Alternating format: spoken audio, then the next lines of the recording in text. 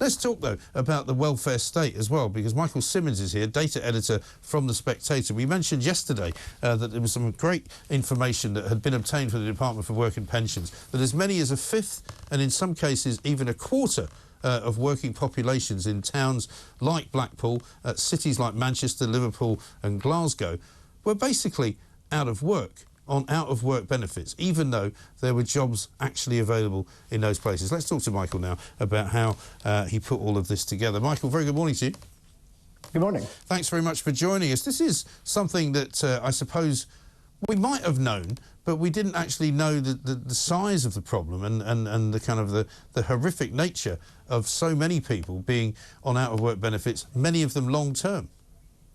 Yeah, absolutely. So the government through the ONS will tell us, you know, every month that there's so many people unemployed, and they put that figure at sometimes it's around 1 million people. But the DWP have this great database. Well, I say it's a great database. It's got great data in it, but they don't really publish anything from it. They just put this big data dump up every 3 months, and it's got all the information about who's getting benefits, how many people are on what benefits, the costs and things like this. And through analysing that database, we at The Spectator were able to find these figures down at local authority level, and actually you can go even down to sort of street level. And as you say, in Blackpool, nearly a quarter of the working age population are on out-of-work benefits. In places like Glasgow, it's 1 in 4. You know, these former industrial towns, there's just so many people languishing on these benefits. And it's an important thing to say. You know, people have criticised us and said, oh, we came up with these numbers and said, you know, these people are out of work, therefore they could be in work. It's actually the DWP's categorisations themselves. It's anyone can go on this website, DWP Stat Explorer, find the tables, do the same analysis. So the government knows, or at least analysts within the government knows, that these many people are on these out-of-work benefits in these towns, but they don't seem to want to make any kind of clamour. They don't want the story to come out. No, isn't that strange? Because I suppose every government wants to make it look as though their unemployment rates are down, that employment rates are up. They used to use kind of students as a bit of a sort of fig leaf, didn't they, to sort of hide behind, and sometimes they used to use some different tools in the welfare wallet, if you like, to kind of disguise the fact that more people were actually not working than we knew. But it's a big problem in this country. A lot of people now draw attention to it, not those in government, but elsewhere, who say, you know, we have got plenty of people who can do the jobs that we say that we need to bring immigration in for, and yet they're not doing them. And is it really down to the fact that it's not worth their while? You know, if they're on certain types of benefits, it's not.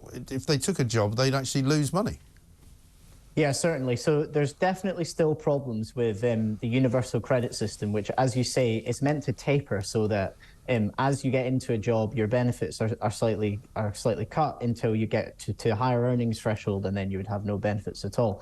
And there is some issues with kind of the implementation of that for some people, they just say, you know, there's no point being in work because I'm better off on benefits. Right. But actually what we've seen after the pandemic is more and more people going on to benefits because of some kind of health issue, and certainly COVID and more so the lockdowns have seemed to have caused, you know, so much damage to people that people who have gone off sick in those periods of work have just never returned and now find themselves workless and on benefits. And I think the government sees now that an easier strategy to fix our kind of labour shortage, there's 1 million vacancies in the economy, seems to be to plug it with immigration rather than look to say, look, is there anything we can do to encourage people back to work if they're healthy? And for those that are not healthy enough to get back to work, can we, you know, do things to fix their health situation so they can get back to work, or find ways that they can work? I mean, more and more people, as we, you know, talk about all the time, work from home. So surely people who originally, if they were ill and they just couldn't be in the office, could now be finding some sort of work, whether it's government work, whether it's private work, that they can do from home. Yeah.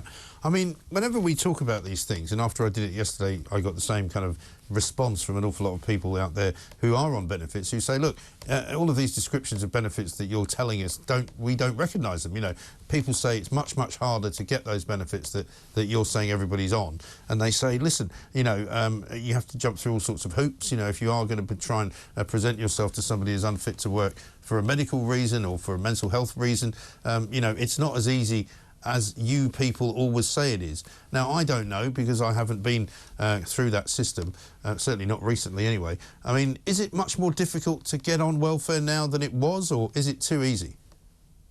So I think when they brought in universal credit, they did make it more kind of challenging to get onto certain benefits. And, you know, there'll always be harrowing examples of people who are just clearly far too ill to work, and they need to be looked after by the state. Right. And that should be made effectively as a painless process as possible. And nobody would dispute that. I mean, I mean, you know, I'm often accused of being heartless, and you know, you want everybody just to get out of bed and go to work. And well, yes, up to a point. But clearly, the welfare state is supposed to be there as a safety net. It's supposed to help people who can't help themselves, who can't get a job.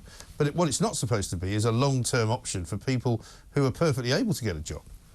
Exactly. And again, this seems to be something that's changed during the pandemic, that we've heard certainly examples of where they would ask for more evidence. For instance, if somebody presented with a mental health issue, there's now less questioning around that, and they get put straight onto, you know, certain categories. And there's certain categories that if you're in those, you then have no work requirements, so you're not obliged to look for work. But the bigger problem with this lot of people that came in on the pandemic, and fair enough, you can say it was a pandemic, we couldn't do checks on those people, is they seem to just be now left languishing on these benefits. There's no effort to look at that cohort that went onto these out-of-work benefits and say, you know, has their situation improved? Can we do anything to help their situation improve? So I think now it does seem, well, from what we hear, it seems to be easier to get on these health benefits. Yes. I mean, Fraser Nelson in the Telegraph today, obviously also from the Spectator, says the biggest social justice problem for the Tories at the moment is welfare. And he talks about the new Minister for Energy, or the new Secretary of State for Energy, I should say, Ms Coutinho, working on a welfare plan that was sort of following in the footsteps of Ian Duncan Smith's. I mean, what are they hoping to try and do, the Tories? And if they are trying to do anything, what are they going to do before the election?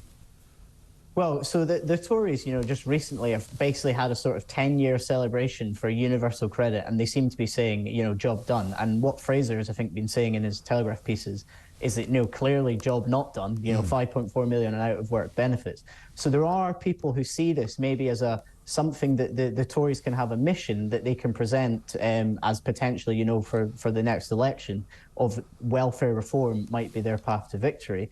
And what they're suggesting is, you know, changing these work assessments to see how people end up on these benefits, but also they want to bring in, instead of work coaches, I don't want to use the word life coach, but almost a coach that once you're in a job, they, you know, do things to help you stay in that job and follow people down the journey rather than just this initial contact.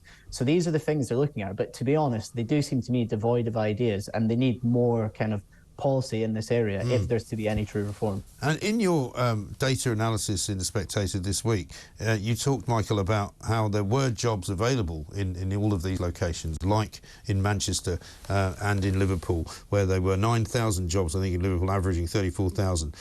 In Glasgow, an average of £35,000 jobs, 11,000 of them. Manchester, 22,000 jobs at 39,000. I mean, would some of these people, do you think, qualify for those jobs? Because they're quite well-paid jobs, aren't they? Yeah, so again, they're well-paid jobs, but a lot of the jobs are not necessarily highly skilled jobs. These can be warehouse jobs, some of them are retail jobs, some of them are call centre jobs. And the reason why the salary is maybe more than you might expect is in part because of this labour shortage that we've had.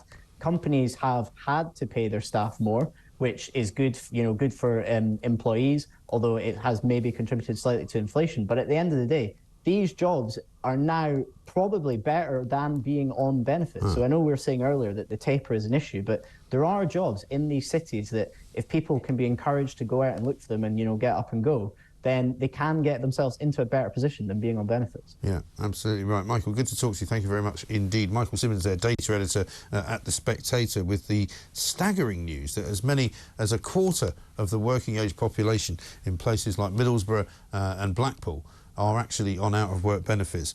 A slightly smaller percentage, but around about 20% in Glasgow, in Liverpool and in Manchester. So a fifth of the population. It's too high. And I wonder whether there's a reason why those particular cities have got this problem.